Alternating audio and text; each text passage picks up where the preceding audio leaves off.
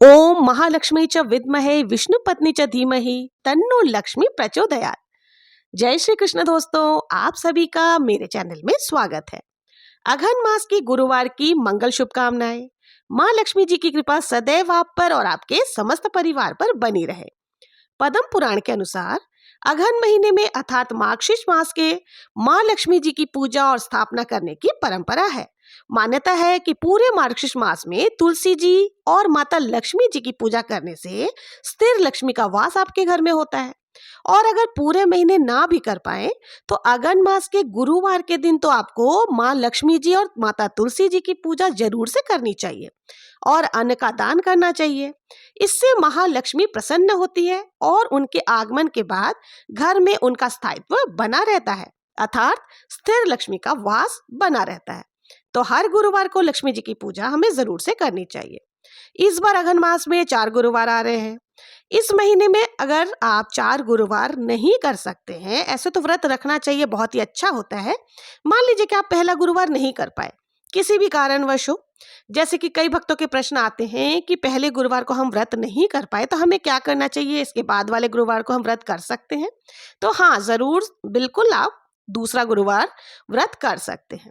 मान लीजिए किसी कारणवश अगर आप पहला गुरुवार छूट भी जाए तो दूसरे गुरुवार से आप ये व्रत धारण कर सकते हैं, फिर तीसरा और चौथा, इसी प्रकार से सारे गुरुवार का व्रत आप कर सकते हैं। देखिए, व्रत के एक दिन पहले ही आपको साफ सफाई आदि कर लेनी है, क्योंकि बृहस्पतिवार को यानी गुरुवार के दिन आपको साफ सफाई नहीं करनी। जहां आपको चौकी लगानी है उस जगह पे थोड़ी सी रंगोली आपको जरूर से बना लेनी है और वहां पर लाल या पीले रंग का वस्त्र आपको बिछा लेना है। कोई भी साफ वस्त्र आप बिछा सकते हैं।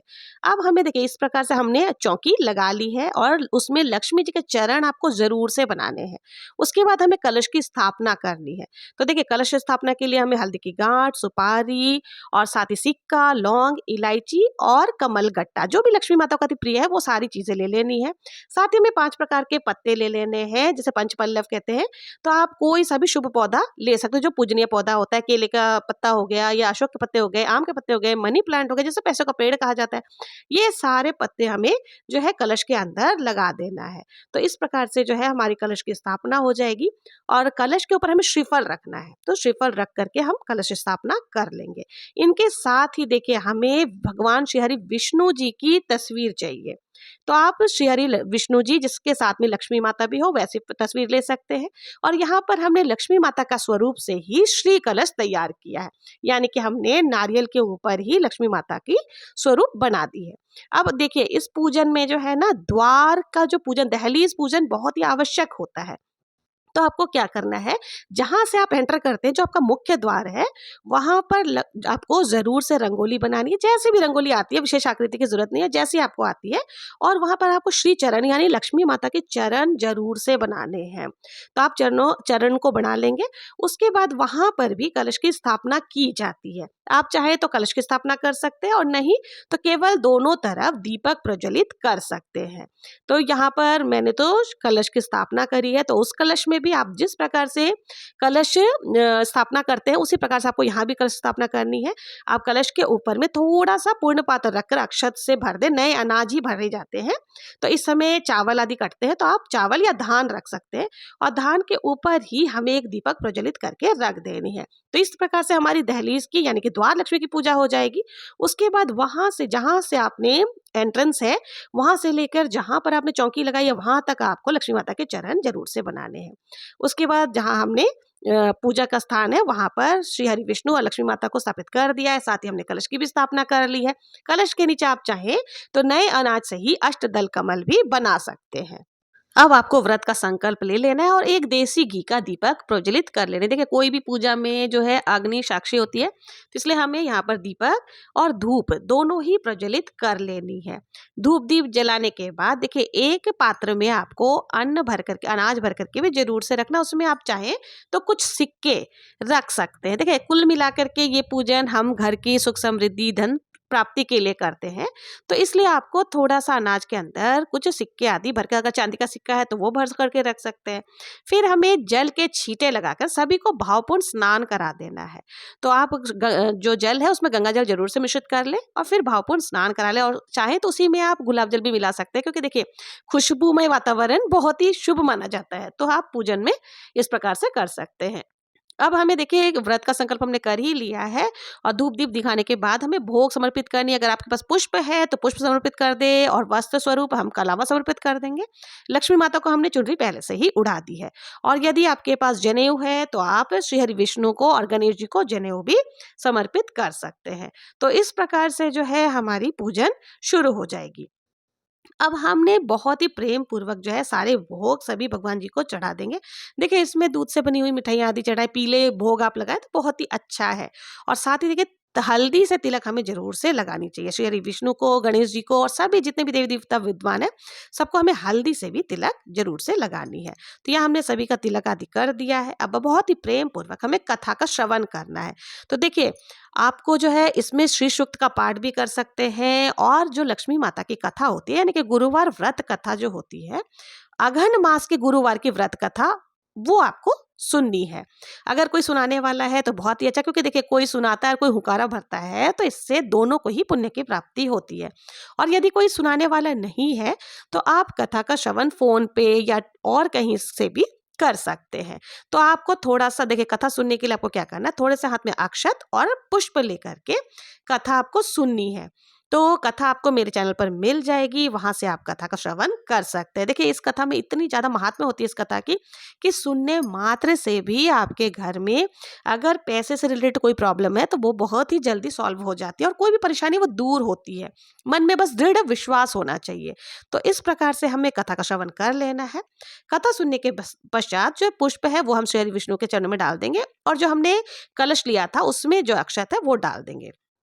फिर हाथ जोड़ करके पूजा में रही कमियों के लिए क्षमा याचना करेंगे और आरती करेंगे।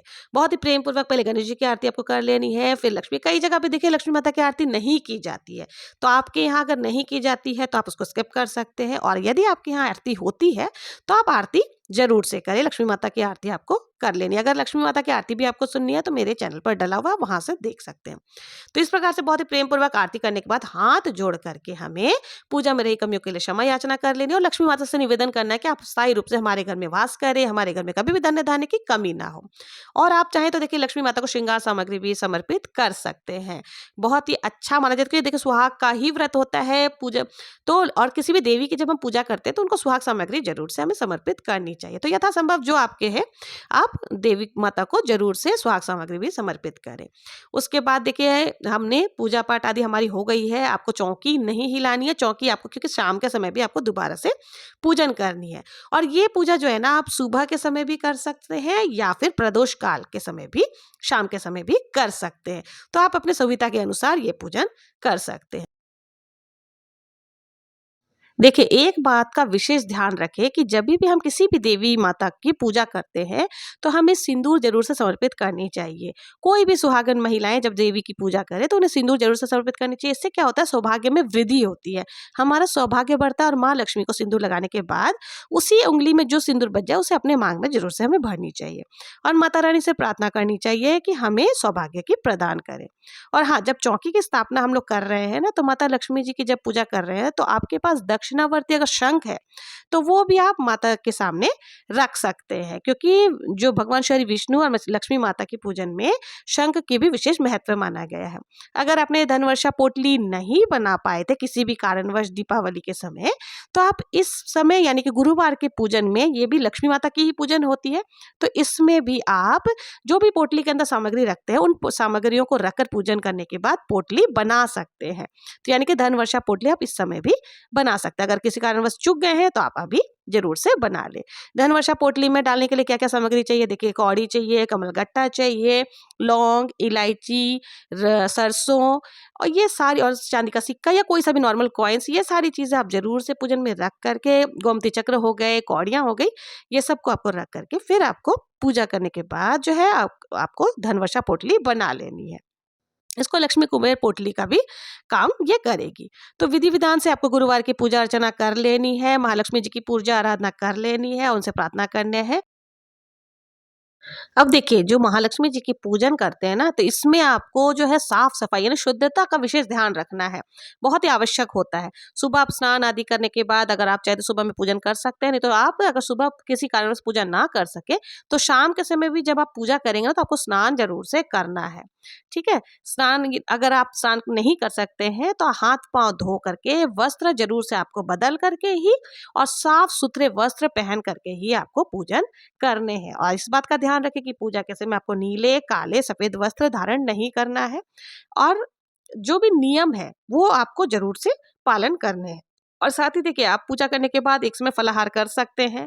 यदि आपका स्वास्थ्य ठीक नहीं रहता है, तो आप 2 समय भी फलाहार कर सकते हैं। शाम के समय एक समय भोजन कर सकते हैं, लेकिन ध्यान रहे कि मीठा भोजन ही आपको करना है, नमक युक्त भोजन नहीं करना है। लेकिन अगर आपका स्वास्थ्य संबंधी कोई परेशानी है, आप नहीं रह सकते हैं, तो पूजा वाला जो सागर नमक आता है, उसका प्रयोग आप कर सकते हैं। इससे महालक्ष्मी जी की कृपा आपको ज़रूर से मिलती है। और एक बात का आपको विशेष ध्यान रखना है कि आपको अपने जो द्वार है यानी दहलीज पर सुबह और शाम दोनों समय आपको दीपक, जो मुख्य द्वार पर दीपक प्रज्वलित ज़रूर से करना। चाहे तो दोनों दीपक आप प्रज्वलित कर सकते हैं या फिर एक दीपक तो आपको ज़रूर से प्रज्वलित करनी है। अब बात कर लेते हैं कि हमें चौकी कब हटानी है। तो देखिए, चौकी अगले दिन हटाई जाएगी यानी कि शुक्रवार के दिन सुबह जल्दी उठकर स्नान आदि करने के बाद जो चौकी आपने लगाई है, महालक्ष्मी जी की मूर्ति प्रतिमा जो भी आपने स्थापित किया, उनकी पहले हमें विधिवत पूजन आदि कर लेने, धूप दीप अक्षत आदि से पूजन कर लेनी है और सभी चीजें माँ को समर्पित करके भोग लगा देना है। जिस प्रकार से हम भोग आरती करते हैं, सब कुछ कर लेना है। उसके बाद आपको चौकी को हिलाना है। अब देखिए, जो लक्ष्मी जी की मूर्ति या प्रतिमा है, जहां पर आपने पहले रखी थी वहीं पर आपको उठा करके वापस स्थापित कर देनी है। जो हमने चौकी बिछाया हुआ है, उसके ऊपर जो हमने कपड़ा लगाया था, उसको आपको वापस से साफ करके रख लेना। अगली बार जब हम पूजन करेंगे, तो हम उसी को वापस में प्रयोग में ले सकते हैं। कलश में जो सामग्री आपने प्रयोग की है, उन सभी सामग्रियों का आप दोबारा से प्रयोग कर सकते हैं। और कलश में जो उस जल को हमें किसी भी पौधे को सींच देना है, किसी भी गमले में आप डाल सकते हैं। और जो हमने अष्टदल कमल आदि बनाए थे, जो चावल हमने कुल चढ़ाया था, उनको आप पक्षियों को डाल सकते हैं और थोड़ा सा चावल जो है आपको अपने अनाज की ढेरी में भी मिला देनी है। और जो फूल पत्ते इत्यादि है, उनका हम विसर्जन कर देंगे। आप चाहे तो भू विसर्जन कर सकते हैं या फिर जल विसर्जन कर सकते हैं। अब देखिए, जो कलश है, इसी कलश को हम दोबारा से प्रयोग में लेंगे। नारियल और कलश के अंदर जो पात्र सामान हमने डाला था, सुपारी आदि, उसको भी सुखाकर आप दोबारा से प्रयोग में ले सकते हैं। और जो हमने मतलब माता रानी का बनाया था स्वरूप नारियल के ऊपर, उसी को हमें हर गुरुवार को, जितने भी गुरुवार हम करेंगे, उन्हीं को लेकर के हम दोबारा से पूजन कर सकते हैं। और चौकी जो है हम शुक्रवार को हटा लेंगे, यानी कि दूसरे दिन हमें हटा लेना है। आशा करती हूँ कि आप लोगों को ये वीडियो उपयोगी लगी होगी, पसंद आया होगा। अगर मेरा वीडियो पसंद आया हो तो कमेंट में जय माँ लक्ष्मी लिखना ना भूलें और मेरे चैनल को लाइक शेयर सब्सक्राइब करना ना भूलें। मिलते हैं नेक्स्ट वीडियो में किसी और पूजा विधि के साथ। तब तक के लिए जय श्री कृष्णा, जय श्री हरि विष्णु, जय माँ लक्ष्मी।